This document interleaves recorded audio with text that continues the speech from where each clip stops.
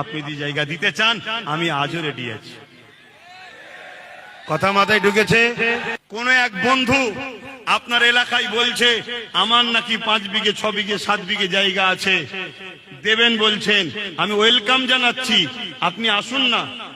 আপনি যদি সত্যিই দিতে চান আসুন, কিন্তু বাইরে দিয়ে মানুষকে বিভ্রান্তি করবেন না।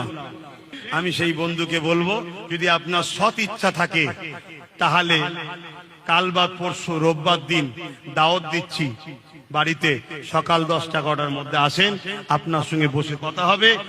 আপনি যে জায়গা দিতে চান আমি আজও রেডি আছি। কথা মাথায় ঢুকেছে? আপনি আসুন, প্রকাশ্য এতগুলো লোকের সামনে বলে যাচ্ছে, আপনি আসুন, আসুন, আপনাকে আমি পাশে নেবো, আপনার পাশে আমি থাকবো।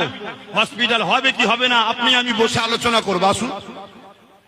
কিন্তু আপনার যখন এতই সৎ ইচ্ছা ছিল, এখন আপনি বাইরে দিয়ে বলছেন কেন? ফুরফুরা শরীফ একবার গিয়ে বলতে পারলেন না যে আমার জায়গা আছে, আপনি জায়গা পান না, আমি দেবো।